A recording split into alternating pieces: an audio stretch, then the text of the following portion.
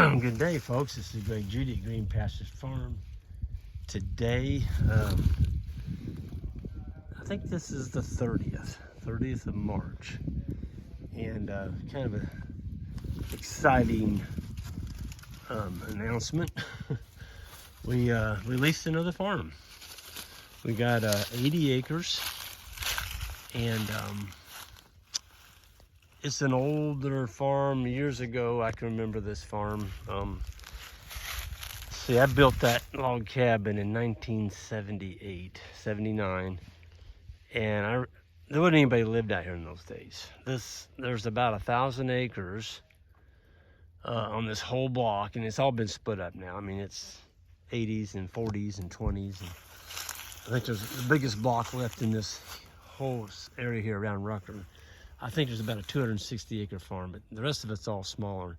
Anyway, this farm's an 80, and this guy that had it, still has it.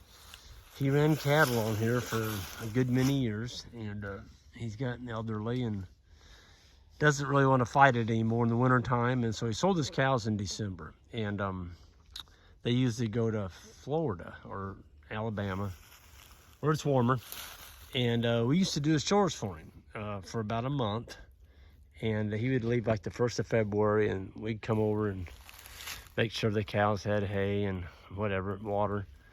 Anyway, this went on for, I think it was 5 or 6 years. Jacob was our first intern to do his chores, and that was in 2017. Anyway, this last year we didn't do them because, of course, he sold the cows. But he called me up out of the blue and said, "Greg, I'd like to talk to you about leasing, if you'd be interested in leasing my farm." I did not contact him. He contacted me. Heck, I didn't know he'd sold his cows. I thought maybe they were still in here. Anyway, I kind of wondered why he hadn't called, to have us do the chores, and I just assumed maybe they didn't go to Alabama and he did them. But he wanted to give me, he wanted 2 weeks to think about it after I came over and looked at it. And he said, "Greg, I've had cows for 30 some years, and he has several other farms too, but this is the one that is closest to where he lived and where he had his cows." And he said, "It's just gonna be tough coming out here and not seeing cows on these hills and ridges and things." And I told him 100% I understand. I really do. And I said it didn't make any difference to me what he decided. If he needed to keep cows on here, that's what he should do.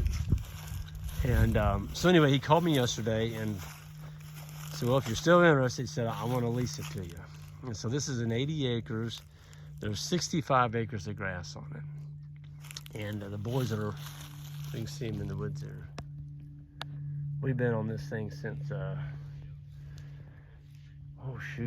about 9 o'clock this morning we started. And we started up by the road, which is about a mile. As the crow flies, it's not that far, half mile, but we've been all the way down that side, all the way across the back. And what we're doing is we're cutting the trees that are on the fence. A lot of this fence line is in woods, and there's trees. We cut some big trees that were on it, and of course they'd knocked down all 5 wires. And so we've got our stretchers, we've got our crimps, we've got the chainsaw, and it just takes time, but once we get the trees off, Gary took care of this place. I mean, he kept the brush out in his pasture from taking over it. Stuff like this is actually falling out in the field. This is something that we can do. And he's 80 years old, and he's like, "Greg," he said, "some of this stuff just got to be more than I could handle." And so stuff like this, the boys and I can take care of with grapples and chainsaws, and we're going to clean up the edges of the pastures a little bit more. It's going to help us. And he had 3 strips in here of high tensile wire, and he rotated them in each one of these strips. And he gave me permission to take them out because he knew that we use poly, a lot of poly, and we've got a big herd. And these strips just not going to work the best. And so we're going to roll up this high tensile wire. We're not going to take out the corner posts. We're just going to take out the wire. And yeah, it's going to take a little work. He's got some pressurized water on here. That's what we're going to be using. And so the water meter, I'm going to call the water company, and they're going to put, you know, just use his name, but the bill, we will be paying that every month, because you know, our cows are drinking the water. It's got a pretty nice lake on the place. I don't know, I think it's maybe 3 to 4 acres. And there is a water tank behind it, but he said it was kind of boogered up. So we're headed that way right now. I can see water right underneath that cedar tree over there. I don't know where that water's coming from, because it hasn't rained for 3 or 4 days. Maybe it's a seep. Might be a seep coming out of that draw over there. But you know, it's a pretty good old place. I mean, there's a lot of fescue on it. And I was going back, I kind of lost track of my story. Back in 1979 and 1980, I used to coon hunt all this. And this was all in corn. They had this in corn and beans. They plowed these hills. And I can remember the ravines, and the corn, the ears of corn were about 4 inches long. There just wasn't enough fertility in here to even grow an ear of corn. And I'm like, man, this poor old farm will never grow anything. Well, Gary came along and he took care of it. He put some lime down, and he did a grazing system on it, and got some cost share, put in the fencing, and they helped him put in some of the water, and he rotated the animals. And it's been in way past 10 years now. And when you put in a grazing system through the NRCS, you've got to leave it in there 10 years. Then after that, you can do what you want. But if you take it out before the 10 years is up, you've got to pay back the money you got on cost share from the government, plus you got to pay interest on it. So if you're going to go into a government program, do not plan on taking it out. If you do, it's going to cost you. But you know, they put the money up. They want it to stay in a grazing system, you know, for 10 years. So anyway, we're going to be able to do a lot better job by getting those 2 center wires out of here. And there is a hydrant up there by that lake, a pressurized hydrant. And we're looking at running a line right out in the center of this field. Put a 400-gallon tank on it, and rotate through using that water tank like in a quadrant around the tank. And Isaac, his eyes were spinning when he saw this. He's like, great, I didn't realize there's that much land back there. He'd only seen the front part of the farm up here, which we haven't seen yet. It's got a pretty nice old barn on it. It's got some history that I know. Marshall Colley, my old landlord, he passed away. We've got his farm.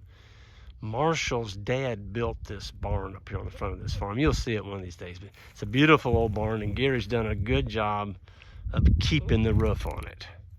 A lot of old barns, the roof, the tin flies off of it, and then the barn just falls into the ground.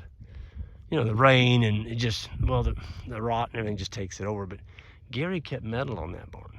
And I saw a picture of Marshall, a little boy. He was probably 8.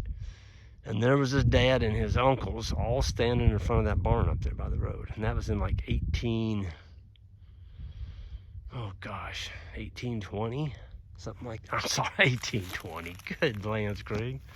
Talk about tongue-tied. 1920. 1820. That'd be a pretty old Marshall, wouldn't it? Anyway, yeah, it's just neat to see the history. See the history of this land. And so we're excited. We've got the farm here right behind me. This is Dave and Sue's right over the hill here. And we've got a hot wire already running all the way across here. And so we bordered it on the big farm. Doc's hooks on to Minas, Dave and Sue. And so we're going to be able to do a big circle in here. I left the best for last. Folks, we have about a mile cattle drive from our big farm down to Judy Farm. Well, with this farm now on part of our management, We can come out of this farm, we've got a 1/4 mile to our driveway. So we just took out 3/4 of a mile being on the gravel road with our cows. That's huge.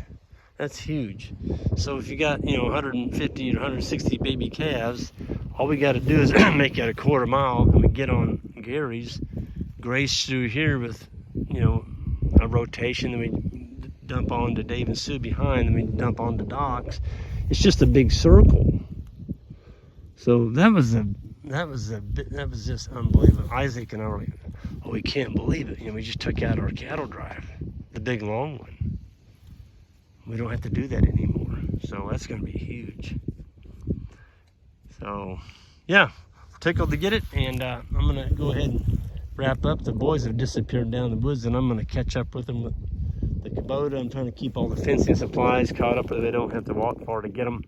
And we'll see y'all down the road, and I'll keep you up to date on our new farm, which is a 1/4 mile from our driveway, and we're excited to get it. Y'all have a good one. Oh, hit that subscribe button on the way out. Thank you.